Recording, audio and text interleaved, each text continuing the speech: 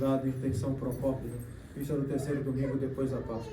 Em nome do Pai, do Filho e do Espírito Santo. Amém. Caríssimos irmãos, nós estamos então celebrando esse terceiro domingo depois da Páscoa, em que nosso Senhor nos ensina sobre a alegria que nós devemos manter diante das perseguições e das contrariedades deste mundo, de modo que nosso Senhor quer nos transmitir o ensinamento de que as vicissitudes deste mundo são passageiras, são transitórias, mas a alegria que Ele reserva para nós, a felicidade que Ele guarda para nós, ela é eterna.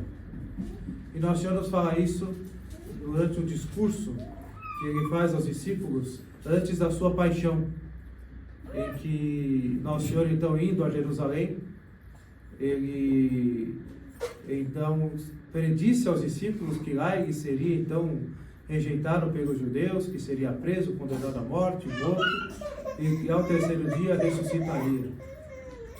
E nesse discurso que nós ouvimos, no capítulo 16, nosso Senhor faz como que uma despedida dos discípulos. É um discurso muito duro e também permeado um pouco de tristeza, porque nosso Senhor faz realmente uma despedida, é um discurso de despedida. Mas nosso Senhor alerta, previne os discípulos, que não fiqueis impressionados e perguntando por que é que eu vos digo, ainda um pouco me vereis, ainda um pouco já não me vereis, e ainda um pouco me vereis novamente. Nosso Senhor está falando da sua paixão, sua morte e da sua ressurreição. Ou seja, este período em que nosso Senhor é preso, morto, sepultado, é um motivo de grande tristeza e frustração para os discípulos. A igreja, neste momento, durante aquele instante, aquele dia, sobre o sábado santo, em que o seu corpo passou ali no sepulcro, para a igreja era um momento de grande luto, de grande consternação, como nós vivenciamos isso na Sexta-feira Santa, para vivenciar um pouco do que a igreja vivenciou de fato naquele dia da Sexta-feira Santa e do Sábado Santo. Um momento de tristeza, de luto, de consternação. Então nosso Senhor diz a eles, aos discípulos, que deveriam de passar por isso, mas que depois viria uma alegria que nunca mais lhes seria tirada. E nosso Senhor usa, para explicar isso, uma parábola da mulher grávida que dá à luz, que no momento do parto é um momento para ela de dor, de pesar, porque não é nada agradável, né, o parto. E uma mulher que deu à luz sabe isso melhor do que ninguém. De modo que então ela sofre, chora, tristece, se chateia, porque é muito incômodo, né? As dores da contração e todos os incômodos que fazem parte de um parto, depois de toda uma gestação também. Mas depois que ela toma o seu filho nos braços, nascido do ventre dela, é uma alegria tão indizível, uma felicidade tão grande, que ela nem se lembra mais das dores e das tristezas, dos pesares, dos sofrimentos do parto. A alegria é tão grande, a sua gratidão é tão grande, que então aquele sofrimento que durou ali alguns momentos, alguns instantes, às vezes até uma hora, horas, pode ser, depende do caso, mas é um momento, é um instante, e que passa, e que aquela alegria de ter um filho nunca mais lhe será tirada. Então, o nosso Senhor usa essa parábola para nos dizer o que acontece conosco, não só diante da sua morte, e que a igreja passou então recolhida em consternação, em luto, em tristeza, em lágrimas, mas que passando esse momento, nosso Senhor ressuscitado deu à igreja a alegria indizível que nunca mais lhe será tirada. De modo que isso também deve acontecer na nossa vida. Nós também passaremos por muitas provas, muitas tribulações, momentos difíceis, até o derradeiro momento da nossa morte. Não será algo agradável. Devemos reconhecer que O momento da morte não será algo agradável, prazeroso. É o fim, né, da vida neste mundo.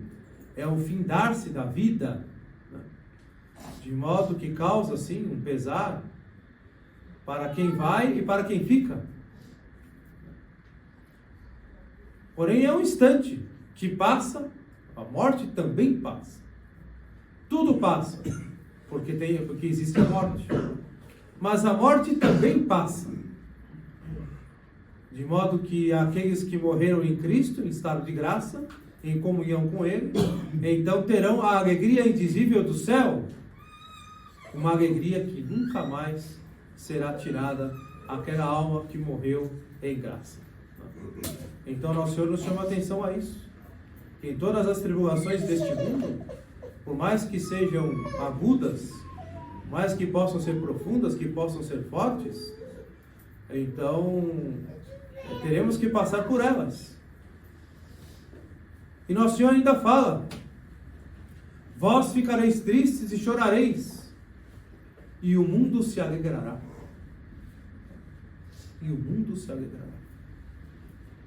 Enquanto nós estarmos sofrendo, sobretudo por causa da fé, por causa das nossas escolhas, porque temos fé, iremos padecer muitas tribulações, incompreensões e perseguições. Nós ficaremos tristes, acabrunhados, pesarosos, choraremos, ficaremos chateados, e o mundo se alegrará. Nosso Senhor, pregado na cruz, foi zombado pelos judeus. Estavam alegres, exultantes, eufóricos, zombando de Nosso Senhor. Se é Deus, então desce da cruz. Não é Deus? Não faz milagres? Faça um milagre agora, desça da cruz. Há maior injúria, há maior pecado que esse? Que ofender a Nosso Senhor desta maneira, que estava morrendo por nós, que estava morrendo por eles. Mas depois que passou tudo isso, na sua gloriosa ressurreição, deu à igreja, aos discípulos, a grande alegria, que nunca mais foi tirada da igreja. Prova disso é a Páscoa que nós celebramos com toda alegria, com toda exultação, com todo o gáudio. É uma alegria que nunca mais nos será tirada. De modo que a igreja vive em festa, vive alegre. E agora, dia 13 de maio, temos outra festa. Nossa Senhora de Fátima. Esse é um mês de maio muito festivo. Então, a decoração do nosso apostolado, tudo mostra, né, na capela, fora da capela, lá fora, tudo mostra a alegria, a exultação, a felicidade, porque estamos diante do Cristo ressuscitado, seguimos a Cristo vivo e ressuscitado. De modo, caríssimos irmãos, que esta alegria da igreja é o sentir com a eclésia, o sentir com a igreja, que exulta de alegria no meio de uma crise dolorosíssima pela qual ela passa, no meio de tempos dificílimos para os católicos, para aqueles que querem a verdadeira fé. A crise ocasionada pelo Concílio Vaticano II é uma dor, é um pesar. Sabemos aí os frutos do Concílio Vaticano II. Nosso Senhor fala que uma árvore boa só pode dar bons frutos, e uma árvore má só pode dar maus frutos. Não pode uma árvore boa dar bons frutos, não pode uma árvore má, não pode uma árvore boa dar maus frutos, não pode uma árvore má dar bons frutos. O concílio é uma árvore má, sobretudo depois de todas essas décadas em que nós percebemos os seus maus frutos. E realmente o Concílio Vaticano II já é uma árvore podre, ressecada, que não tem nem mais folhas, que não tem nada mais a oferecer, porque já ofereceu e esgotou toda a sua destruição. Mas ela está ali, seca, podre, pronta para desabar. Mas ela está ali dando base para que os maus frutos continuem com seus efeitos. De modo que, para sustentar essa árvore podre, criaram então um arrimo que é o falso conceito de sinodalidade. Sinodalidade significa andar juntos. A igreja em comunhão e que anda junto. Anda junto para o céu. Esse é o sentido, o significado de sinodalidade. O sínodo dos bispos é o encontro dos bispos, toda a igreja com o Papa, em que então juntos, caminhando juntos, eles decidem os rumos da igreja, para o bem das almas e para a glória de Deus. Mas aqui essa sinodalidade da qual a Igreja Conciliar fala, é uma sinodalidade com conceito completamente falso.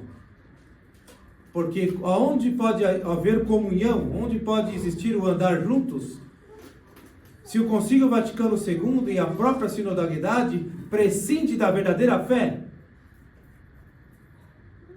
Mais ainda do que prescindir, o Concílio Vaticano II e essa noção de sinodalidade é um ataque, um atentado contra a própria verdadeira fé. Então estão em comunhão do quê? Se não há a fé católica e apostólica, que é a base, o centro de unidade para se fazer um concílio ecumênico, verdadeiro ecumenismo, que é católico, por isso a fé católica é o centro, é o ponto de união. Assim também, como pode existir o andar juntos na mesma comunhão se não tem a mesma fé? Então é uma falsa comunhão. É uma conveniência, não uma comunhão. É uma conveniência revolucionária em que cada qual, por causa de suas conveniências pessoais, abraça esta causa geral desta falsa comunhão, porque estão preocupados com seus diversos interesses pessoais. Seja a carreira eclesiástica, seja a manutenção financeira, seja a manutenção de sua vaidade, etc. Entram então os interesses humanos na frente da fé, por quê? Porque a fé é rejeitada, a fé é combatida nesses ambientes da igreja conciliar. De modo que a pessoa que tem a mais boa vontade, até a maior boa intenção, se ela persiste ali na igreja conciliar, ela não pode destoar desta falsa comunhão. Ela não pode afirmar a verdadeira fé católica e apostólica, porque senão ela será considerada fora da comunhão. Ela se coloca fora da seita conciliar, como aconteceu conosco. Cada qual estava na sua paróquia, eu estava na minha, e queríamos ser católicos.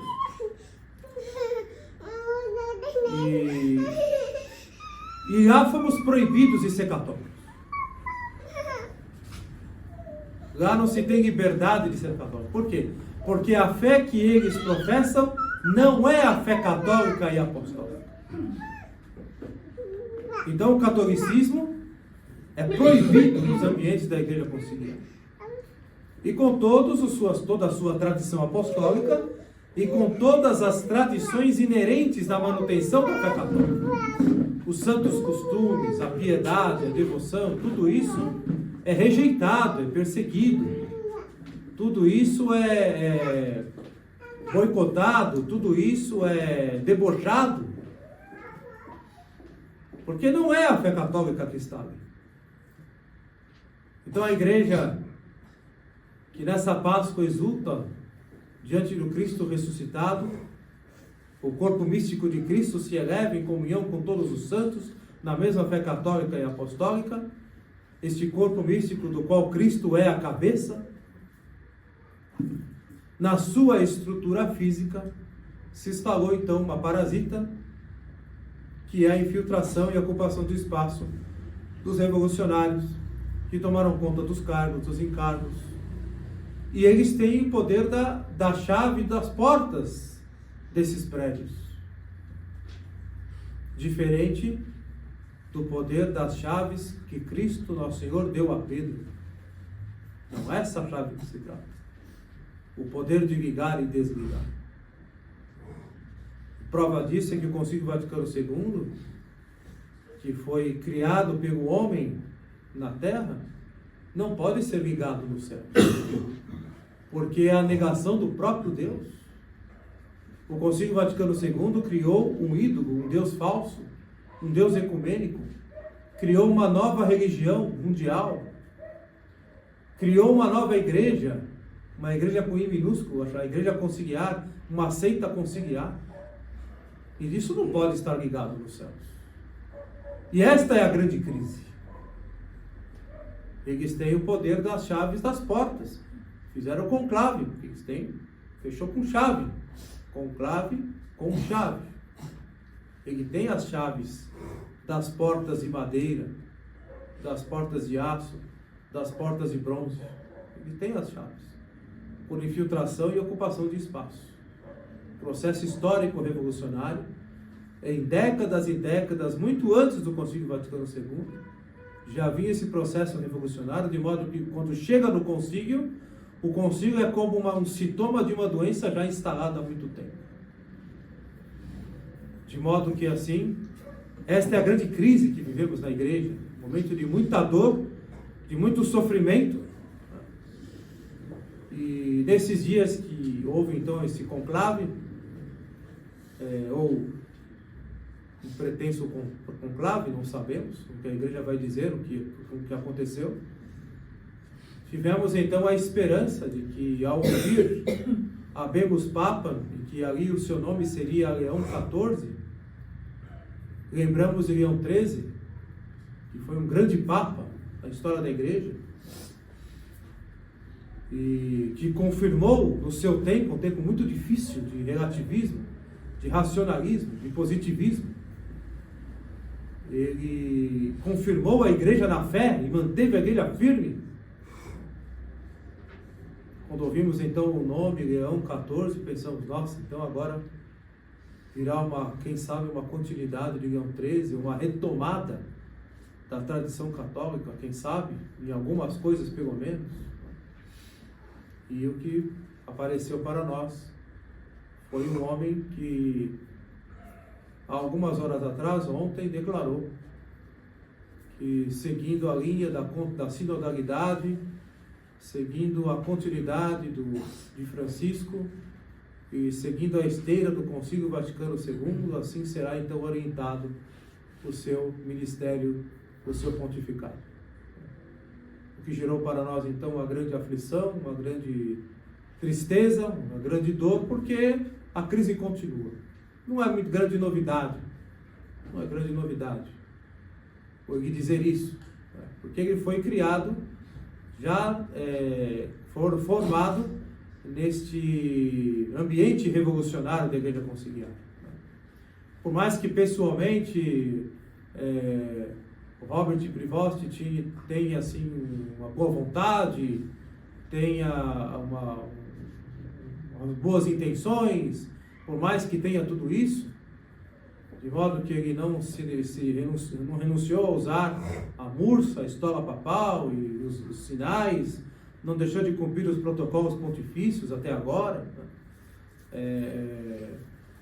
em seus sermões demonstra conhecer de princípios teológicos católicos, etc. Mesmo com tudo isso, ele está sob a revolução do Concílio Vaticano II, de modo que tudo aquilo que ele ensina, tudo aquilo que ele transmite, está sob os erros, está sob as heresias. Se não estiver explícito, com certeza está ali embutido o erro, o qual quem conhece um pouco mais desse tema consegue perceber algumas inconsistências, algumas imprecisões e presenças ali de heresias, muito sutis e muito camufladas, mas ali presentes, em sermões bonitos e de palavras muito bem escolhidas, mas infelizmente que não aborda o assunto de frente, que ao falar sobre os problemas da igreja, ao falar dos inimigos da fé, apenas faz citações superficiais e não se ataca o inimigo de frente, em que não se dá nome aos bois,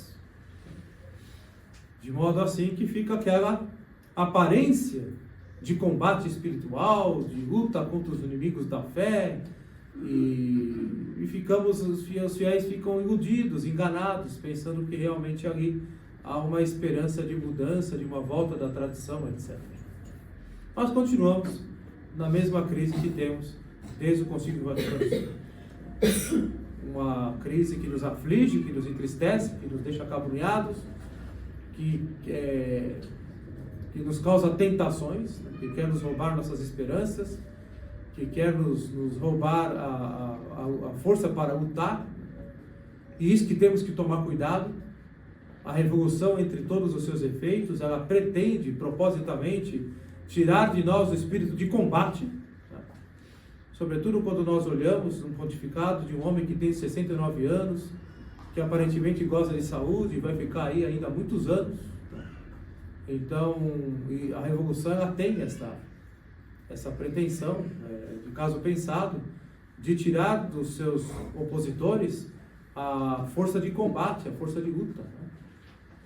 Levando-os então a desanimar e a se conformar, né? E a aderir aos erros, e vamos nos conformar, vamos adaptar, vamos nos render, porque já não dá, né? Porque a luta contra a revolução é muito desgastante, é muito cansativa, né? Ela é muito atribulada, porque é uma luta contra uma corrente muito forte. É uma pessoa lutar contra 10 mil homens, por exemplo. É cansativo. Por isso, caríssimos irmãos, que esse evangelho desse domingo vem bem a calhar, em que Nosso Senhor nos diz que essas tribulações fazem parte da nossa vida neste mundo, até as crises da igreja. A igreja está no mundo, ela não é do mundo, mas ela está no mundo. É a barca de Pedro, é a barca da igreja, que é sacudida nos mares instáveis deste mundo, com as suas tempestades, com os seus perigos, com os seus tsunamis. E, portanto, Nosso Senhor vem nos animar a dizer que é como um momento de parto que causa dor, que causa tristeza, pesar, mas que depois nos trará uma grande alegria. Se nós nos mantermos firmes na fé, guardando e defendendo e propagando a fé católica e apostólica, nos mantendo firmes, sem desanimar, firmando os nossos pés, estarmos do lado de Cristo e da verdadeira igreja. Mas, Padre, quem somos nós? Somos poucos. Quem somos nós? Olha lá aquela multidão na Praça de São Pedro gritando o nome de Leão 14, Leão 14. Até a mídia fazendo festa e festejando, se alegrando. Olha ali todos os cardeais aplaudindo e aprovando, todo mundo aprovando, as paróquias soltando fogos alegres. E o Senhor aí dizendo que ele não é aquele homem que ensina a fé. Quem somos nós para... Não, quem somos nós?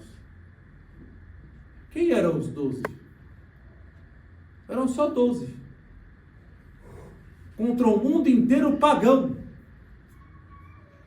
Hoje nós temos um mundo que, com toda a sua crise mundial, é um mundo que Cristo está anunciado. Que foi anunciado pelos apóstolos, foi anunciado pela igreja. Temos igrejas católicas espalhadas pelo mundo inteiro, no Ocidente e no Oriente. Mas os discípulos, os apóstolos, pegaram um mundo que não conhecia nosso Senhor Jesus Cristo. E um mundo completamente pagão, e de um paganismo hostil, que levou mesmo até a perseguição deles, e a morte deles, e a morte de tantos mártires. De modo que essa questão de que somos poucos, isso é totalmente relativo. Totalmente relativo. Os apóstolos eram poucos e guardaram a fé. E a fé depois, pela graça de Deus, se expandiu e chegou aos 4 cantos do mundo. Então não podemos ficar pensando aí que a fé depende da maioria. Não. Na maioria das vezes, em lugares em que a igreja é perseguida. É um grupo minoritário que guarda a fé, o amor à Eucaristia, o amor a Nossa Senhora. Em todas as crises da igreja foi assim, em todos os tempos de perseguições, até durante a Revolução Francesa, em que os católicos se reuniam em lugares completamente impróprios para rezar, como uma estalagem, um porão, e aí o padre celebrava a missa, pedia a confissão. As paróquias dos padres juramentados que juraram a Constituição Francesa esvaziaram, porque os católicos não quiserem mais, padre. O contrário de hoje. Os verdadeiros católicos, então, eles iam assistir missa dos sacerdotes piedosos em lugares escondidos de madrugada, como aconteceu com o próprio São João Maria Vianney de Santo Cura d'Ars, em que sua primeira comunhão e sua primeira confissão foi feito embaixo de um relógio, na sala da casa dele, porque era proibido deles irem na igreja assistir missa. Então, aquela família pequena de São João Maria Vianney, aqueles fiéis escondidos ali, dali ele então, animando os seus fiéis, lhes disse: eles têm os templos, mas vós teis a fé católica, portanto vós sois a verdadeira igreja católica. Como nós hoje não temos o templo, os templos que estão cheios de pessoas enganadas, infelizmente, pessoas até de boa vontade, de boa índole, sendo enganadas. Eles têm os templos, mas nós, mesmo poucos, guardando a fé católica, nós somos a verdadeira igreja católica. Com tantos outros apostolados pequenos que temos aí pelo Brasil, pela Europa e em todo o mundo. Então surgindo e crescendo cada vez mais. Mas grupos pequenos, não são grandes. Mas é ali que guarda-se a fé, que guarda-se a tradição, que guarda-se as tradições, os santos costumes piedosos e católicos de todos os séculos da igreja, que os papas nos deixaram e nos ensinaram. E que o Concílio Vaticano II tentou roubar de nós. E roubou por um tempo. Mas não conseguiu esconder de nós. Nós descobrimos esse grande tesouro da tradição, que é a missa tridentina, a verdadeira missa católica, e com a missa tridentina, todos os santos costumes, todas as tradições, tudo aquilo que diz respeito à vida do fiel católico, à vida da família católica, à educação católica, e é isso que nós estamos retomando, resgatando cada vez mais, de passos em passos, cada passo por vez, de maneira assim a sermos um dia verdadeiramente e plenamente católicos. De modo que se um dia chegarmos diante de Deus, como ensinava e dizia Dom Marcel Lefebvre, que nós não escutemos dele: você colaborou para destruir a minha igreja. De modo que se nós nos unirmos a Francisco, nos unirmos a Leão XIV, nos unirmos lá a João XXIII, Paulo VI, João Paulo I, João Paulo II, Bento XVI, Francisco, Leão XIV, se nos unirmos a eles, estaremos colaborando para a destruição da igreja. Eles terão que prestar contas diante de Deus do que fizeram e o que estão fazendo, porque estão colaborando decisivamente, com conhecimento de causa, muitas vezes, porque um fiel que vai à missa e não sabe da crise, que não tem conhecimento das coisas, é diferente. Mas alguém que está no clero, que conhece a vida da igreja, que conhece a crise, que tem consciência da crise, e se mantém unido à igreja conciliar e sob o Concílio Vaticano II, e nesse espírito de falsa sinodalidade, esse então, homem do clero, terá que prestar contas a Deus. Terá que prestar contas a Deus. Porque é grave o que está fazendo. Está colaborando para a destruição da igreja. Nós não. Nos negamos a colaborar para a destruição da fé e para a destruição da igreja. Então nós nos mantemos aqui firmes. De modo que tudo isso aqui vai passar. A crise da igreja pode durar por mais algum tempo. Mas um dia vai passar, tudo passa. E a alegria que virá depois, que talvez não vejamos, talvez vejamos, talvez não vejamos. A alegria que virá depois que é uma alegria que nós queremos deixar para os seus filhos, seus netos e bisnetos, esta alegria nunca mais nos será tirada. Então nós devemos marcar o nosso tempo com a heroicidade da fé, com a fidelidade aos princípios tradicionais católicos, transmitindo esses princípios, esses santos costumes aos filhos e aos netos. De modo, caríssimos irmãos, que aqui no nosso apostolado não terá lugar para pessoas que não comunguem desta causa católica. Aqueles que por acaso pensam diversamente do que nós pensamos, que não são ideias minhas, que não são ideias que eu criei, pelo contrário, são ensinamentos claros, venerandos da Santa Igreja, e que aqui nós guardamos, e que aqui nós defendemos e propagamos, até as últimas consequências, e se for necessário até mesmo com o derramamento de sangue, se for preciso. Saibam que esses santos ensinamentos da Igreja serão aqui sempre ensinados e nunca serão adulterados. Nunca sofrerão adaptações que a Igreja conseguirá. Nós nunca nos uniremos aos inimigos da Igreja. Se eu tivesse que me unir a eles, eu teria todas as chances e meios para isso. Eu fui expulso da minha paróquia porque eu me mantive firme na fé católica e apostólica. Porque me neguei a celebrar a missa nova, depois que tomei consciência do que ela é. Que me neguei a colaborar com os revolucionários, detratores da Igreja, de modo que eles mesmos da Igreja Conciliar, ao me acusarem de cisma, por romper com Francisco e a Igreja Conciliar e Sinodal, eles mesmos afirmaram que o reverendíssimo Padre Fábio nunca esteve em comunhão conosco. Que bom que escreveram isso, que afirmaram isso categoricamente. Realmente, eu nunca, desde a época de seminário, nunca estive em comunhão com eles. Nunca participei das reuniões deles. Nunca participei das pastorais deles, das militâncias deles. Eu sempre me opus. Eu sempre me arrisquei diante de ameaças, de compreensões, de perseguições, de boicotes, de todos os tipos de críticas, de todos os tipos de ataques à minha pessoa. Pessoalmente me atacavam, da parte do clero, me ameaçavam: você não terá paróquia, não terá carreira eclesiástica, não terá títulos, não terá isso, não terá aquilo, não terá vantagens, não terá privilégios.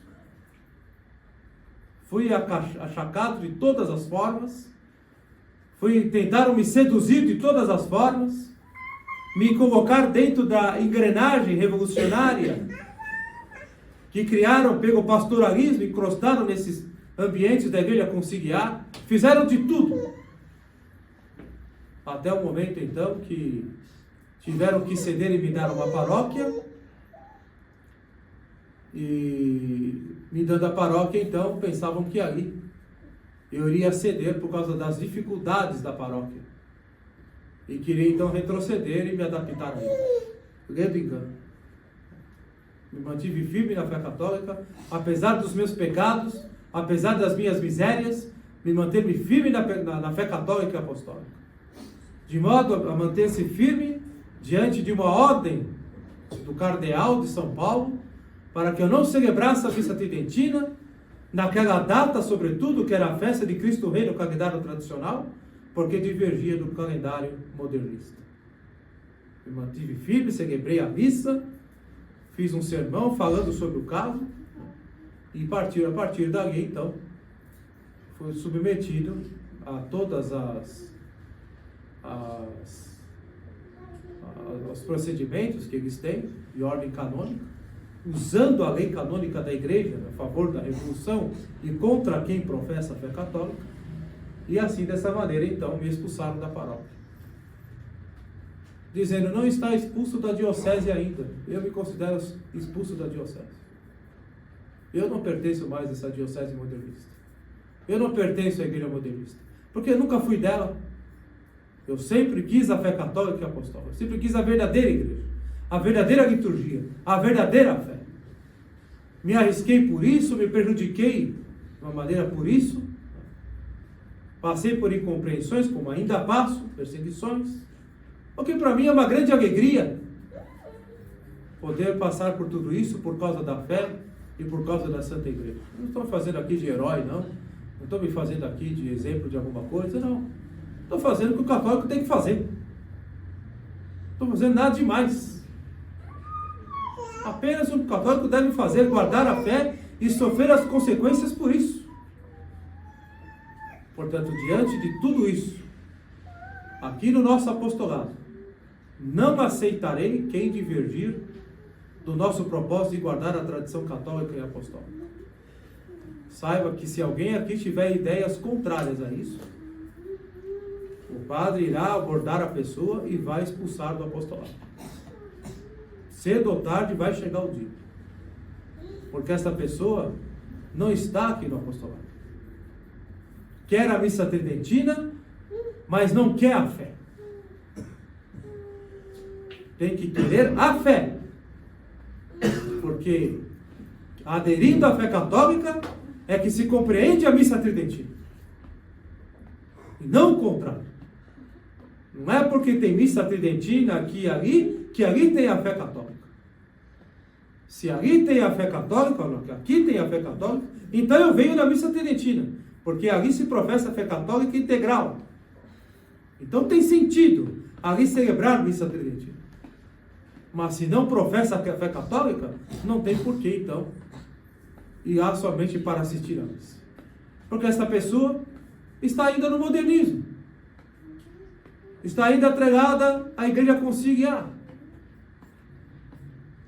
De modo que, mesmo não sendo nós sede vacantistas, nós não vamos dar um tratamento, como não damos a Francisco, e nem os outros pontífices conciliares, o tratamento que a igreja sempre deu, por exemplo, a São Pio X, a Pio XII, a Leão XIII. Como nós vamos dar um tratamento a Leão XIV, igual o tratamento a Leão XIII? A Leão XIII que se manteve firme na fé católica intrepidamente e nos transmitiu e nos confirmou na fé católica. Como nós vamos dar o mesmo tratamento a Leão XIV, o tratamento que a igreja dava a Leão XIII?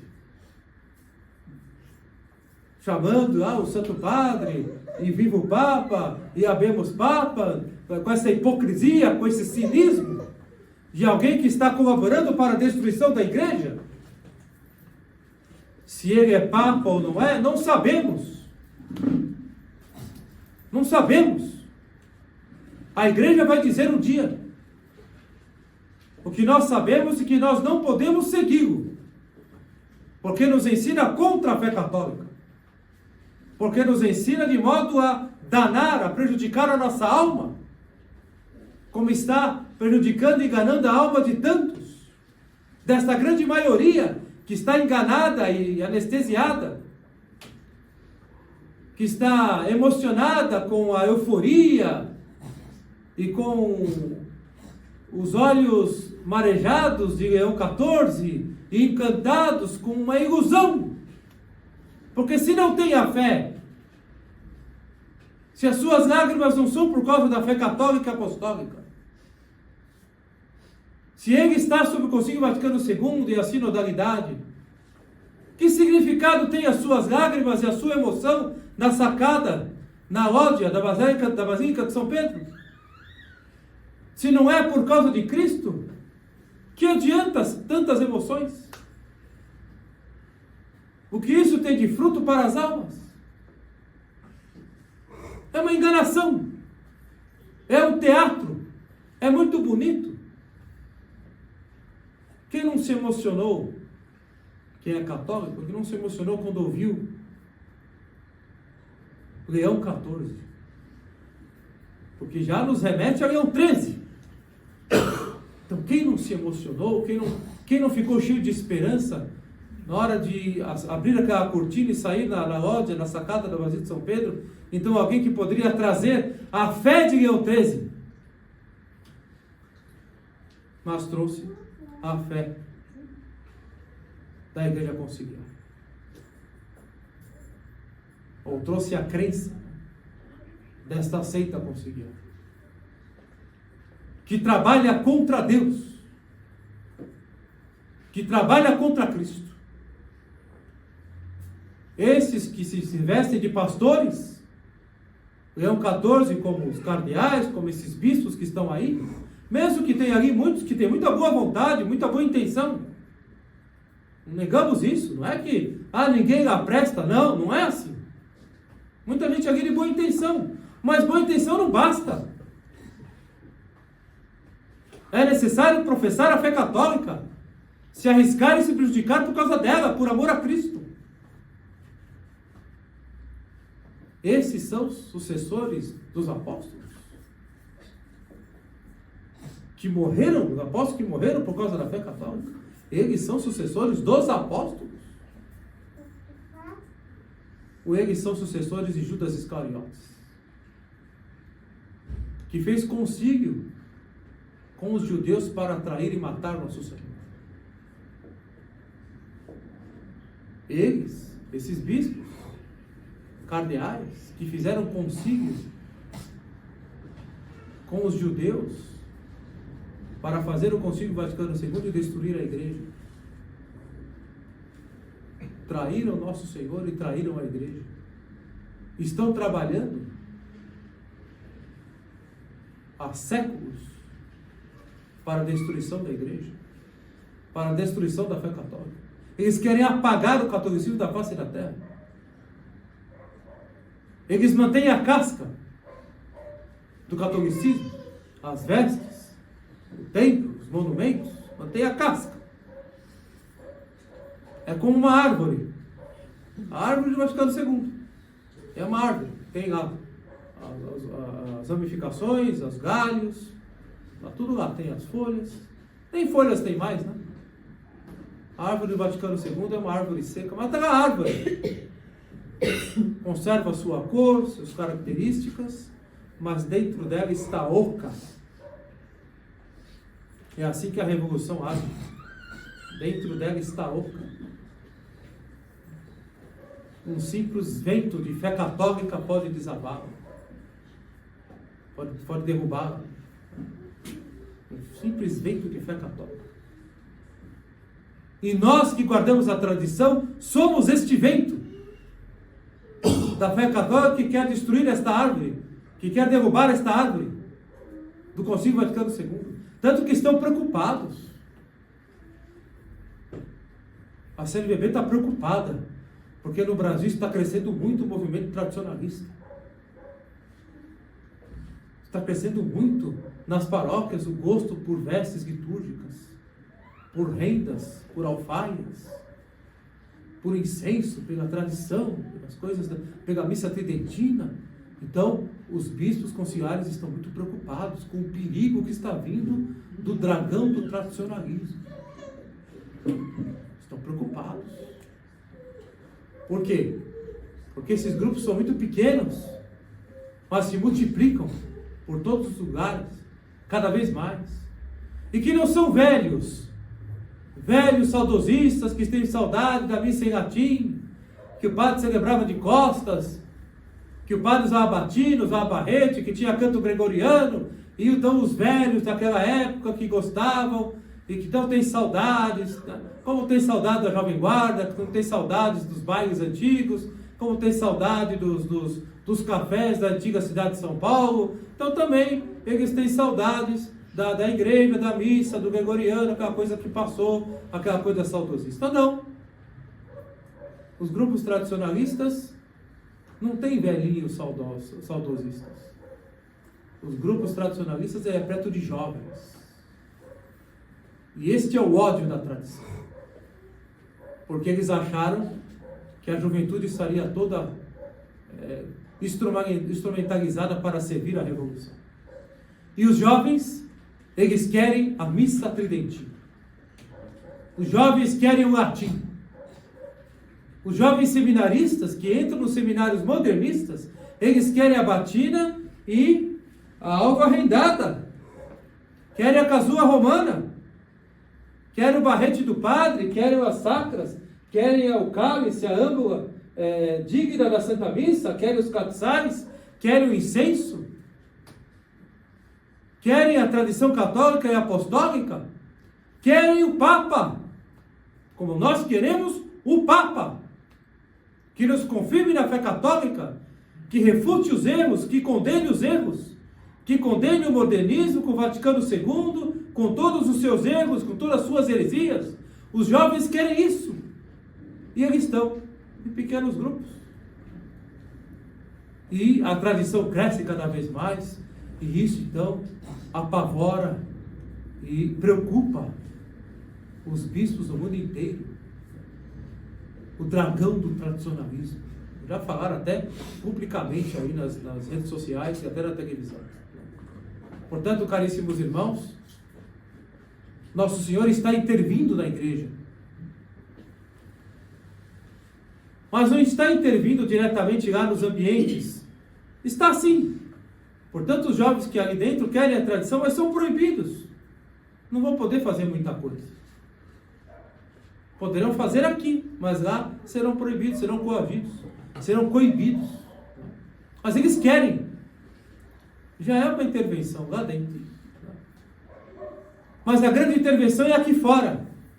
Nessas estruturas alternativas que esses apostolados então proporcionam, para que seja um espaço em que tenha liberdade de se professar e vivenciar a fé católica com toda a sua tradição, com todos os seus santos costumes, com todas as tradições inerentes.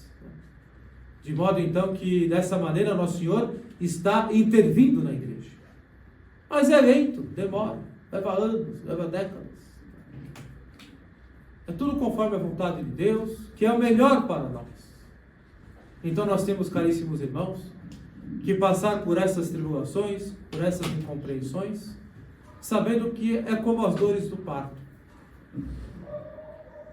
E que depois do parto, teremos uma alegria tão grande, tão indizível, tão católica, tão apostólica, tão verdadeira, que aquelas dores serão esquecidas, porque esta alegria nunca mais nos será tirada. Seja ela neste mundo, seja ela muito mais que isso na eternidade. Nunca mais nos será tirada. Então, caríssimos irmãos, é com esta alegria, é com esta esperança, é com esta força interior, é com essa atitude interior que nós devemos viver a nossa fé. Sem nos preocupar nas críticas, o que vão o que vão dizer de nós, o que vão pensar de nós. Por isso aqui no apostolado, não será permitido pensamentos divergentes deste pensamento que não é do padre pessoalmente. O padre não tem pensamento pessoal. O pensamento do padre é o pensamento da igreja. De modo que aqui não admitimos pensamentos divergentes do pensamento católico. E o padre sabe quem está com a causa católica e quem não está com a causa católica. E aqueles que não estão na causa católica, que frequentam o apostolado, sofrerão, perceberão os efeitos disso. Perceberão os efeitos disso. O padre percebe que os fiéis têm muitas qualidades e que os fiéis também têm muitos defeitos, como o padre também tem muitas qualidades e tem muitos defeitos. Os fiéis têm que tolerar os defeitos do padre e o padre também tem que tolerar os defeitos dos fiéis. Suportai-vos uns aos outros, como disse São Paulo. É assim que nós convivemos, na caridade, suportando uns aos outros, suportando os seus defeitos, porque as qualidades são agradáveis, mas os defeitos, eles são pesados, né? Nos contraria. Agora, o que nós não queremos, não iremos admitir, não iremos suportar, são os erros contra a fé. Os pensamentos, os costumes, contra a fé católica. Nós queremos que alguém que frequente aqui o apostolado, aqui use o véu, use terno, gravata, terço na mão, missalzinho, piedade, amor, volta para casa, tem uma vida pagã. Então, em casa tem que ser a extensão do que vivemos no apostolado. Os costumes aqui devem se estender para a vida em casa, para a vida no trabalho. O padre dá toda a orientação, toda a assistência, todos os meios, para que os fiéis, então, encontrem, né, os meios propícios para isso. Mas alguém que vem aqui e diz que concorda, mas por trás do padre fala outra coisa, faz outra coisa, e diverge do padre, como se o padre não soubesse do que está falando, como se o padre não tivesse conhecimento de causa, como se o padre tivesse caído aqui de paraquedas de repente, nunca tivesse vivido nada daquilo que ele está dizendo, não tivesse vivenciando nada, como se o padre fosse um perfeito idiota. Então os fiéis devem entender que vocês estão chegando agora. Vocês estão chegando agora. O padre está aqui há muito tempo. O padre está aqui há 40 anos nessa luta a favor da tradição. Desde criança. Eu sei o que é lutar pela tradição. Então os fiéis não estão ouvindo aqui alguém que caiu de paraquedas, um aventureiro, alguém que está empolgado com uma ideologia, com uma ideia, uma tradição humana. Não.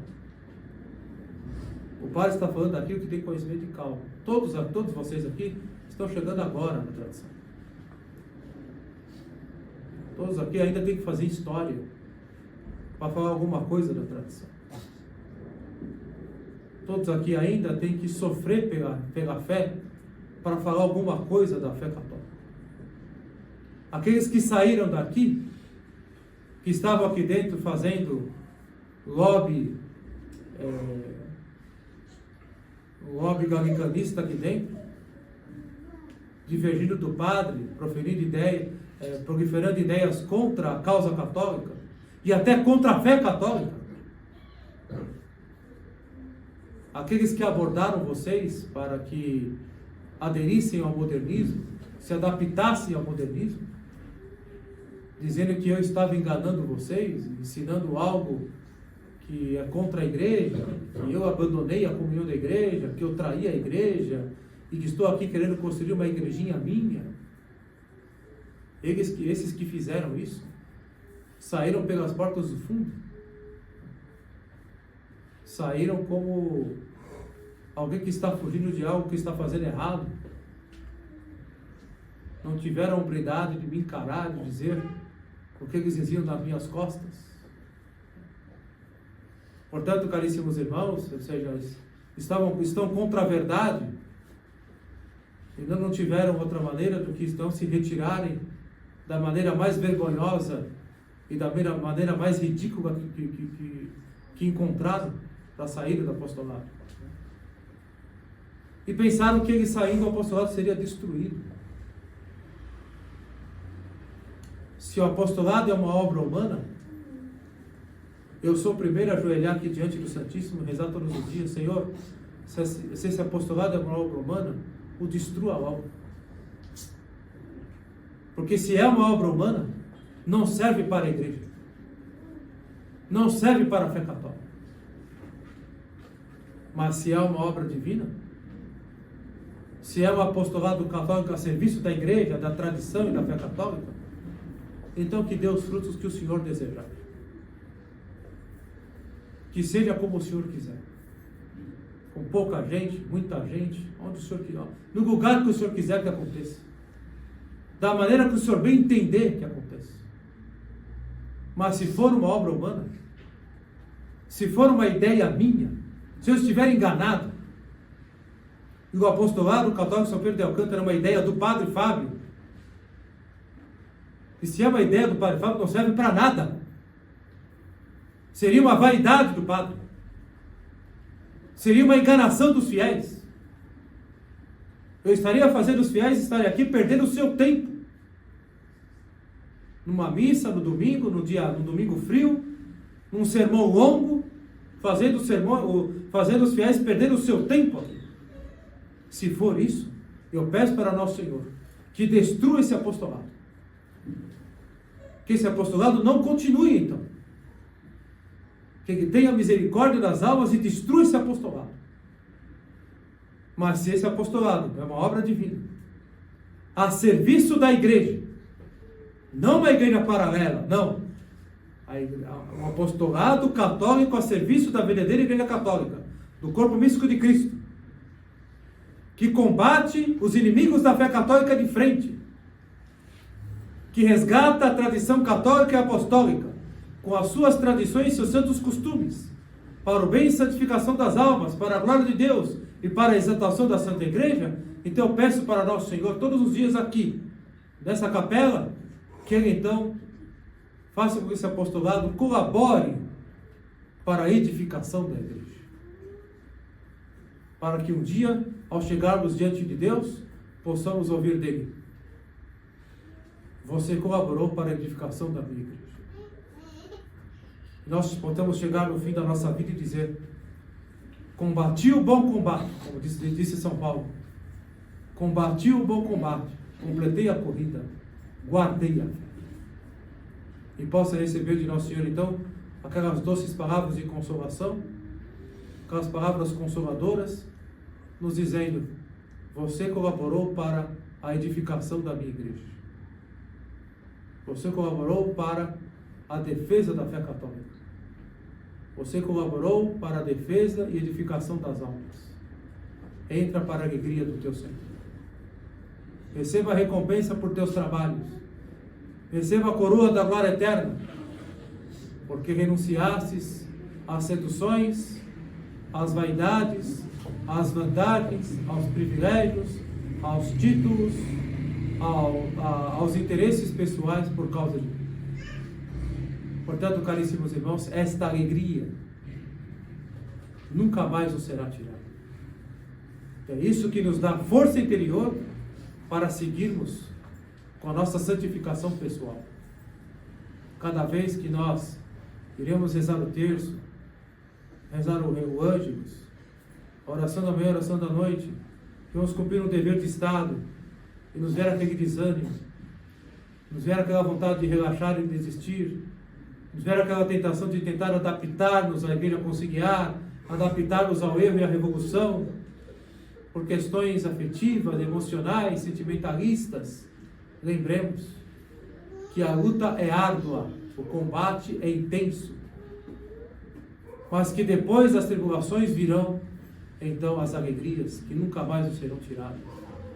Então é com esta alegria, com este ânimo, com esta gratidão a nosso Senhor, porque estamos aqui, no sentido com a Eclésia, sentindo com a igreja a sua alegria pascal. Estamos aqui celebrando a nossa fé, nos alimentando das coisas de Deus.